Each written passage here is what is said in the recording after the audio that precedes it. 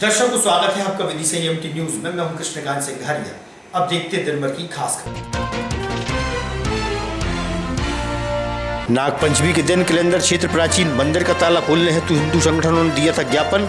आज कलेक्टर ने मीडिया से की चर्चा।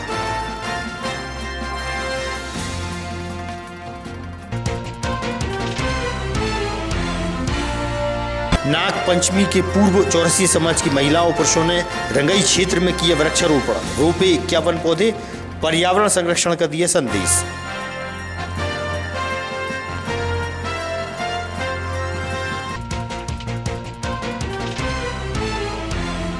और कुआखेड़ी के पास अचानक ट्रक में लगे तेजी से ब्रेक के कारण पीछे से आ रही मोटरसाइकिल के टकराने से एक की हुई मौत, दूसरे का चल रहा है इलाज।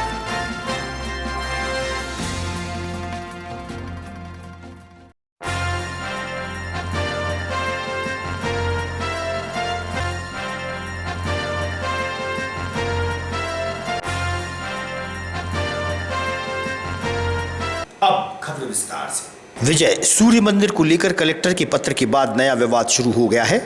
आर्कियोलॉजिकल सर्वे ऑफ इंडिया के दस्तावेजों के अनुसार विजय सूर्य मंदिर को मस्जिद कहा गया है, जिसको लेकर विजय मंदिर मुक्ति सेवा समिति के सदस्यों द्वारा विधायक मुकेश टंडन के नेतृत्व में कलेक्ट्रेट पहुंचकर कलेक्टर और एसपी को लिखित ज्ञापन दिया गया, जिसमें एएसआई द्वारा मंदिर को मस्जिद बताए जाने पर आपत्ति उठाई गई है। प्रदेश और केंद्र सरकार को भेजे पत्र के अनुसार इस स्थान का दोबारा सर्वे करने की मांग की गई है। राम मंदिर, ज्ञानवापी और अन्य जगहों का उदाहरण देते हुए यह दोबारा सर्वे कर वास्तविक स्थिति पता करने की बात कही गई, ताकि मस्जिद शब्द को विलोपित किया जाए। वहीं यह भी कहा गया कि जब पूर्व में जो विवाद हिंदू मुस्लिम का था, वह अलग स्थान दिए जाने के बाद पूरी तरह खत्म हो चुका है। मुस्लिम समाज भी एएसआई के फैसले को लेकर हिंदुओं के समर्थन में है। विधायक ने मुस्लिम समाज का भी आभार प्रकट किया है। वहीं कलेक्टर ने अपनी बातचीत में मीडिया को बताया, जो एएसआई के दस्तावेजों में उल्लेख था उसी को उन्होंने अपने पत्र में लिखा है। सुरक्षा व्यवस्था और नाग पंचमी पर होने वाली पूजा को लेकर उन्होंने कहा कि जो परंपरा और जन भावना पूर्व से चली आ रही है उसका निर्वहन किया जाएगा। वहीं अतिरिक्त पुलिस अधीक्षक प्रशांत चौबे ने कहा कि पिछले साल जिस तरीके से सुरक्षा के इंतजाम किए थे उसी प्रकार की स्थिति कल भी होगी।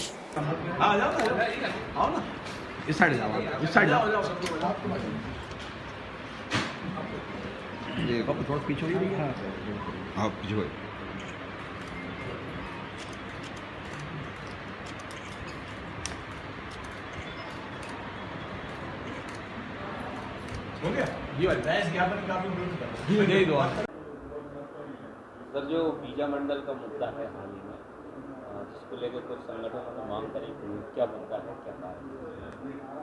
ये एक्चुअली एक पुरातत्व विभाग द्वारा संरक्षित एक स्मारक है और पुरातत्व विभाग की जो व्यवस्था है उसके अनुरूप ही इसमें कार्रवाई होती है। पूर्व के वर्षों में जो व्यवस्थाएं, जो परंपराएं जिस तरह से काम चलता रहा है उसी तरह से होता है। स्थानीय जनभावनाओं के माध्यम से अलग अलग संगठनों ने मुझे कई ज्ञापन दिए हैं। इसमें विशेषकर एक अध्यक्ष है विजय मंदिर मुक्ति एवं पुनर्निर्माण समिति, उनके माध्यम से भी एक डेलीगेशन मेरे पास में आया है और उन्होंने ये मांग की है कि यहाँ पर जो है नियमित पूजा करने की अनुमति दी जाए। क्योंकि ये मुद्दा पुरातत्व सर्वेक्षण से जुड़ा हुआ है तो उनके जो वरिष्ठ कार्यालय है उनको हमें पूरा मैटर रेफर भी कर रहे हैं और पुरातत्व विभाग के जो मापदंड है, उनके जो नियम कानून कायदे हैं, उनके अंतर्गत ही इसमें कार्रवाई। सर, एक आपके द्वारा पत्र जारी किया गया है जिसके बाद हिंदू समाज में थोड़ा सा गुस्से वाला भाव आया है। उसमें बीजा मंडल मस्जिद करके एक शब्द आया है जिसको लेके लोगों को आपत्ति है, उसका क्या कारण है? एएसआई के नाम की लिस्ट में ही मस्जिद लिखा है कि अपने द्वारा कोई? एक्चुअली इसका जो पूरा संरक्षण है, इसका जो स्वामित्व है वो एएसआई के पास में है, पुरातत्व सर्वेक्षण विभाग के पास में है। तो पुरातत्व विभाग में जो नॉमिनिक्लेचर है वही नॉमिनिक्लेचर है। पुरातत्व विभाग के अलावा उसका कोई और अलग से, चाहे कोई जिला प्रशासन हो या कोई और दूसरी अथॉरिटी हो या कोई दूसरा दफ्तर है, वो नहीं कर सकता है। जो कम्युनिकेशन पुरातत्व विभाग ने किया है वही कम्युनिकेशन मैंने किया है। लेटर में क्या आया है सर, मतलब एएसआई ने क्या कहा? उसका एक गजट नोटिफिकेशन है जिसमें वो बीजा मंडल मास्क की कल की तैयारियों को लेकर सर क्या व्यवस्था है पुलिस की? जो व्यवस्थाएं परंपरागत रूप से होती रही है वो होगी। और बाकी सभी नागरिकों से अपील है, सभी जनप्रतिनिधियों से अपील है, सभी सामाजिक संगठनों से अपील है कि किसी प्रकार की कोई कानून व्यवस्था की स्थिति निर्मित न हो। जो भी डिमांड्स है, जो भी लोगों की अपेक्षाएं हैं, जनभावनाएं हैं, एक निश्चित प्रक्रियाएं होती है हर चीज़ की, उन प्रक्रियाओं का अनुपालन सुनिश्चित करके उनको ठीक किया जा सकता है। पिछली बार सर सुरक्षा को लेकर इतने इंतजाम नहीं किए जाते थे, इस बार ऐसा आपके द्वारा पत्र लिखा गया जिसमें कि सजा का प्रावधान भी है और कुछ अर्थदंड का भी है, तो क्या इस बार सुरक्षा और कानून व्यवस्था जितनी शांति व्यवस्था बनाने के लिए आवश्यक और अपेक्षित है, वो हमेशा नाग पंचमी की पूर्व संध्या पर महिला मंडल अध्यक्ष मंजू चौरसिया सहित समाज की महिलाओं द्वारा 51 पौधे रोपित किए गए। पर्यावरण संरक्षण का संदेश चौरसिया समाज की महिलाओं व पुरुषों द्वारा दिया गया। रंगई मंदिर क्षेत्र में नाग पंचमी से पूर्व चौरसिया समाज की महिलाओं पुरुषों ने वृक्ष रोपित किए। हरा भरा हो विदिशा, हरितमय हो विदिशा। पर्यावरण को सहेजने हेतु बड़ी संख्या में चौरसिया समाज द्वारा वृक्षारोपण हुआ। मंजू चौरसिया, महिला मंडल अध्यक्ष चौरसिया समाज विदिशा। क्या कार्यक्रम का यहाँ आयोजन किया गया है? चौरसिया समाज नाग पंचमी पर्व हर वर्ष मनाता है, जिसको हमें कल 51 वर्ष पूर्ण हो जाएंगे। नाग पंचमी पर्व की पूर्व संध्या पर आज हमने 51 वृक्षों का वृक्षारोपण किया है, जिसका हमें पंडित जी का भरपूर सहयोग रहा, समाज के सभी भाइयों का भरपूर सहयोग रहा, हमारी बहनों का सहयोग रहा। ये वृक्षारोपण इसलिए प्रकृति पर्यावरण संतुलित बनना रहे। क्या नाम है आपका? सपना चौरसिया जी, आज के संदर्भ में कार्यक्रम का आयोजन किया गया है, क्या कार्यक्रम है? हमारे विदिशा में चौरसिया समाज नाग पंचमी को उपलक्ष्य मनाया जाता है हर साल, जिसको 51 वर्ष पूर्ण हो चुके हैं। इसलिए सब मातृशक्ति इस उपलक्ष्य में 51 वृक्षारोपण किए गए हैं। इसमें हमारी समाज की अध्यक्ष मंजू चौरसिया का मतलब सहयोग रहा है और उन्हीं ने ये मतलब आदेश दिया था। कहाँ किया गया है, कौन सी जगह? ये सारा ये रंगई मंदिर के सामने किया गया है। आशुतोष मंदिर के प्रांगण में। नाम है आपका? अरविंद चौरसिया जी जी, क्या कार्यक्रम? समाज सेवक है। ये नाग पंचमी के उपलक्ष्य में यहाँ पौधा नाग पंचमी के उपलक्ष्य में चौरसिया दिवस पिछले कई सालों से पौधारोपण करता आ रहा है। इस बार रंगई मंदिर पर सब लोगों ने मिलकर पौधारोपण किया और कल नाग पंचमी हमारा त्योहार बड़े हर्ष उल्लास के साथ मनाया जाता है, हर वर्षों की भांति क्या चौरसिया दिवस के रूप में भी मनाया जाता है। जी, क्या नाम है आपका? मेरा नाम ओम प्रकाश चौरसिया। जी, आज का ये जो कार्यक्रम रखा गया, कहाँ रखा गया है, क्या कार्यक्रम? ये आशुतोष मंदिर की जमीन पे हमने चौरसिया समाज ने सभी बंधुओं को लेकर हमारे चौरसिया दिवस के 51 वर्ष पूरे हुए हैं। उस उपलक्ष्य में महिला एवं पुरुषों ने 51 वृक्षों को स्थापना की है और सभी इसके लिए धन्यवाद के पात्र हैं। मीडिया, चौरसिया समाज और अन्य सभी लोग, महाराज, पंडित जी, सभी लोगों ने हमें बहुत बहुत सहायता की है। शासकीय विद्यालयों में प्रथम चरण में स्कूली विद्यार्थियों को बीमारी से बचाव हेतु डीपीटी की वैक्सीन लगाई गई। कक्षा 5वीं और 12वीं में पढ़ने वाले विद्यार्थियों को इंजेक्शन लगाए जाएंगे। टीकाकरण के मौके पर विधायक मुकेश टंडन भी विद्यालय पहुंचे। बचपन की बीमारियों से बचाने हेतु डीपीटी टीका डिप्थीरिया, काली खांसी और टेटनेस से बचाता है। स्कूल प्रबंधन व जिला स्वास्थ्य विभाग की टीम मौजूद रही। हमारा जिला स्तरीय शुभारंभ हमारे सम्मानीय विदिशा के विधायक महोदय आदरणीय मुकेश। आज के इस वैक्सीनेशन कार्यक्रम में हमारे साथ उपस्थित भारतीय जनता पार्टी के वरिष्ठ नेता आदरणीय आनंद जी साहब, आदरणीय उपेंद्र जी, आदरणीय डॉक्टर दिनेश शर्मा जी, उपस्थित सभी हमारे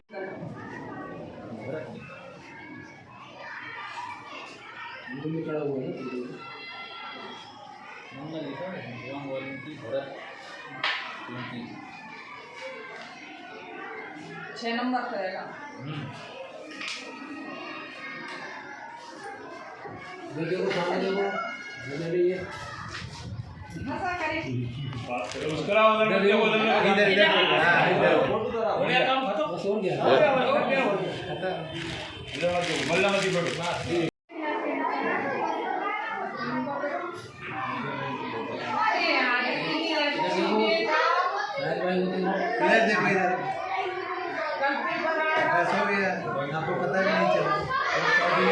कार्यक्रम चल रहा है? आज जो है हमारे पूरे प्रदेश में और हमारे विदिशा जिले में टीडी वैक्सीन का अभियान चलाया जा रहा है, जिसमें कि 5वीं क्लास के बच्चे और 11वीं क्लास के बच्चों को टीडी वैक्सीन लगाया जाएगा, जो कि 2 रोग से सुरक्षा करेगा, टिटनस और डिप्थीरिया। डिप्थीरिया खतरनाक बीमारी है, इसमें आजकल बड़े बच्चे भी इसका बीमारी हो रही है, इसलिए बच्चे तिरपाल उठा रहे हैं। ये टीडी का वैक्सीन लगाया जा रहा वीडियो है। बना लेना। हमारे ज़िले में 511 स्टेशन बने हुए टीकाकरण केंद्र, इसमें करीब 11,583 बच्चों को ये वैक्सीन लगाई जाएगी, जो कि अब हर गुरुवार को 8 तारीख, 22 तारीख, 29 तारीख, ऐसे ही सितंबर में भी हर गुरुवार को और अक्टूबर में हर गुरुवार को लगेगा। ये पहले चरण में जो है शासकीय शालाओं को लिया जा रहा है, आगे फिर प्राइवेट स्कूलों में हम लोग करेंगे।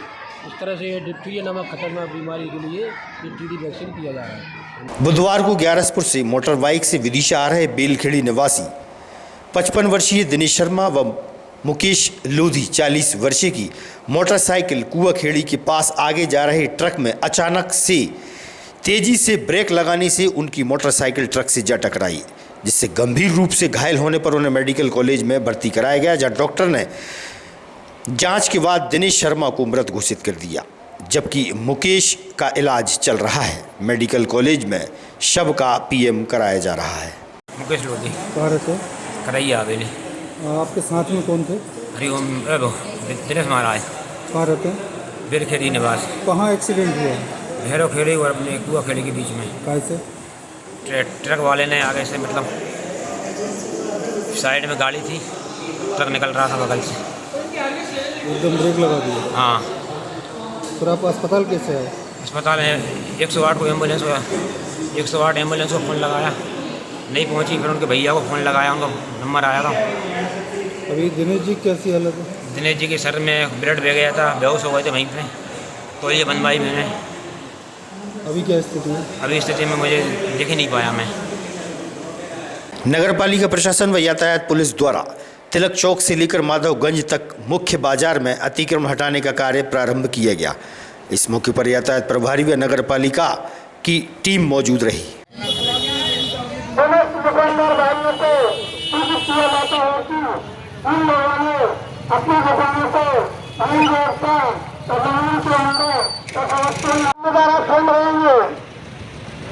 नाली के ऊपर, नाली के बाहर मेन रोड पर लोग ये किसी ने कहा रास्ता अगर मिला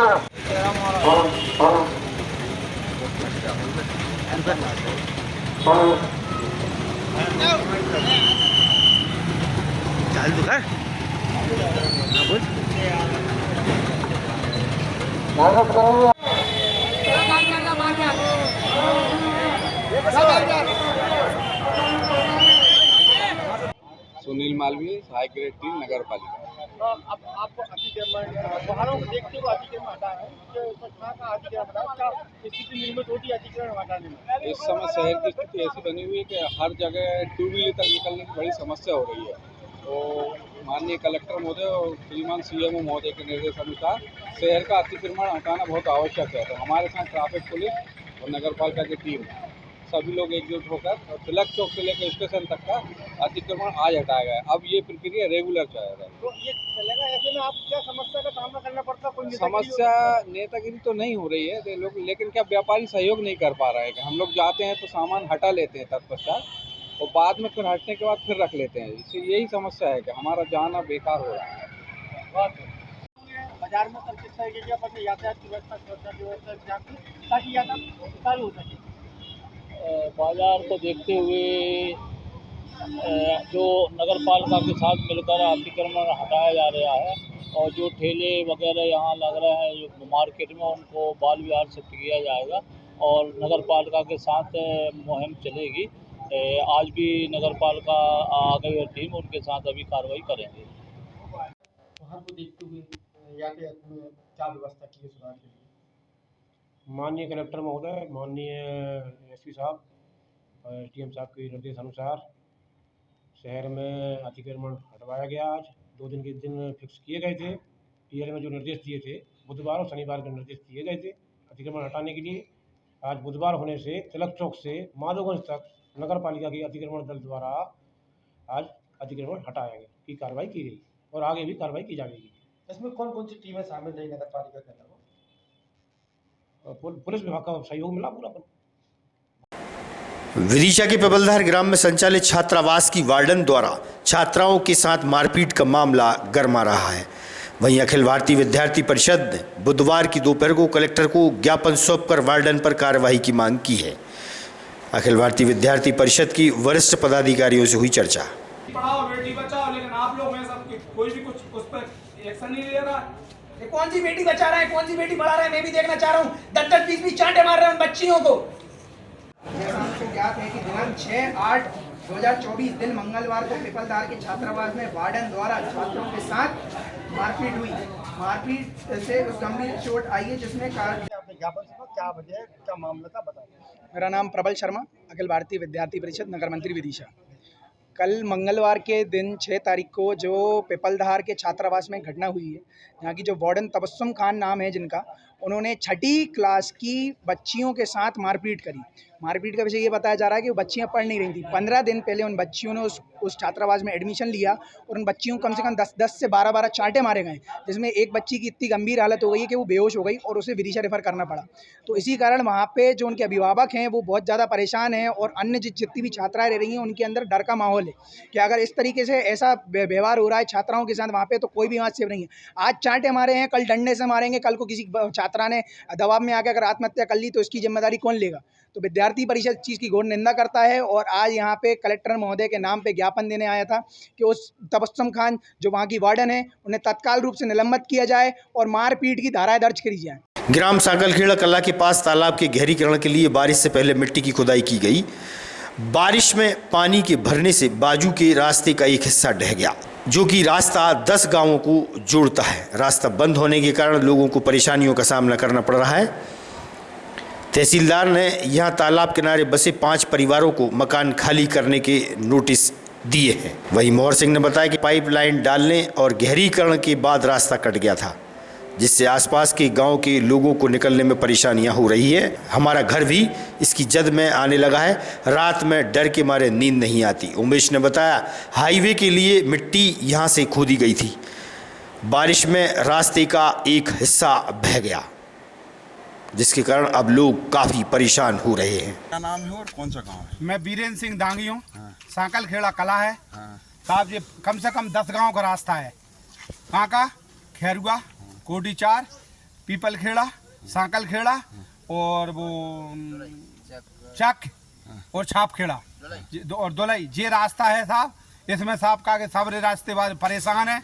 कभी कोई भी मेहमान कोई भी आधी रात रास्ते में आएगा तो ट्रैक्टर न ट्राली ओन जाएंगे, सब मर जाएंगे। रास्ता 10 दिन से बंद पड़ा है। तो ये रास्ता क्यों बंद है? ये क्यों बंद है साहब? तला खुदा था जब पोजीशन ये गड़बड़ नहीं थी। काय के लिए खोदा था? ये गहरीकरण में वाटर लेवल बढ़े, इसके लाने खोदा था। किसने खोदा था? अब ये बंसलवारे ने, बंसलवारे ने खोदा था। अब वो ज्यादा खोदा और यहाँ की मिट्टी खराब है, तो वो मिट्टी के कारण पानी बारिश जो तला भरा ना और जो पाइप का पानी गिरा सो वो ओलें टूटती हैं, तो रास्ता बंद हो गया। अगर रात के 12 बजे किसी को पता ना हो और जो अगर जहाँ आ जाए तो वो मर जाएगा, ट्रैक्टर ट्राली भी हो जाएंगे सर। अच्छा बाबा एक बात तो बताइए, 10 दिन हो गए। कितने दिन से रास्ता बंद है? 10 दिन से रास्ता बंद है। अच्छा, जो कुछ परिवार के लोग भी रहते हैं? हाँ, परिवार के लोग रहते हैं साहब। इनकी जाल ना तो रोटी खा पा रहे, ना सो पा रहे और ना बच्चों की ना लेडीजों की ऊँगें लग रही, कब घर गिर जाए साहब कोई पता नहीं। बोलो डरा जाता। कौन सी जगह है? उमेश नाम है, सांकलखेड़ा कला है। ये गोला के लिए मट्टी जा रही थी, जो उसकी वजह से हमारे इधर गोला भी चला गया है, उधर घर भी जा रहे हैं पीछे से। तो गोला काहे के गोला के लिए? ये गोला है यहाँ पे, यहाँ से रास्ता जाती है निकलने के लिए। यहाँ ये पाइप डर दी, पाइप निकल गया यहाँ। खुदवाया कौन था ये? यहाँ के सरपंच साहब ने और सबने मिलके करवाया था, मतलब वो तो इसकी वजह से हो रहा है। तालाब में खुदाई हुई थी? हाँ, ये हाईवे के लिए मट्टी जा रही थी यहाँ से। तो अब क्या हुआ? अब कुछ नहीं हो रहा है, खतरा डरवा रहे हैं उसमें। कितने दिन से बंद है ये रोड? हुआ 15 दिन, 10-15 दिन हुए। 15 दिन से बंद है। हाँ। तो आपने शिकायत करी? नहीं, और वो गाँव के बहुत जने आए थे, सब जने देख के जा रहे हैं, फोटो खिंचवा रहे हैं, कुछ कार्रवाई नहीं हो रही। में कुछ आदिवासी हैं, उनको मकान पर नोटिस चस्पा कर दिया गया है। क्या पूरी घटना है, क्या पूरा मामला है? ग्राम सांकलखेड़ा में तालाब के किनारे कुछ व्यक्तियों के मकान बने हुए थे, जिसमें भारी वर्षा होने के कारण तालाब की मिट्टी जल कटाव हो रही थी, उन्हें किसी प्रकार की नुकसान क्षति न हो इसलिए उन्हें पंचायत भवन में शिफ्ट करने हेतु बोला गया, किंतु उनके द्वारा खाली नहीं किया जा रहा था, इसलिए उन्हें नोटिस दी गई थी कि वो तत्काल खाली करके पंचायत भवन में शिफ्ट हो जाए। धराशायी होने की मुख्य वजह क्या है? मकान किस कारण से धराशायी हो रहा है? बरसात की पानी तेज आ रही थी नाली से, जिससे मिट्टी कटाव हो रहा था, मिट्टी कटाव के कारण। ग्रामीणों का आरोप है कि पास ही में बनने वाले हाईवे जो बंसल कंपनी द्वारा वहां पर जो है तालाब के गहरीकरण के नाम पर मिट्टी को खोदा गया था। इस मामले में सरपंच और सचिव ने अनुमति देकर जो है तालाब को खुदवाया है। इसके संबंध में मुझे जानकारी, उनका एकमात्र जो आवागमन का रास्ता है वो भी जो है धराशायी हो रहा है। पास में बनी हुई टंकी, पानी की टंकी भी गिरने की कगार पर। इसको लेकर प्रशासन द्वारा किसी तरह के कुछ निर्णय लिए गए हैं? पानी की टंकी संज्ञान में नहीं है, जिसको हम दिखवाते हैं क्या स्थिति। आज की खबरों को देते हैं पर विराम। आगामी खबरों के लिए आप देखते रहिएगा विदिशा एएमटी न्यूज। नमस्कार।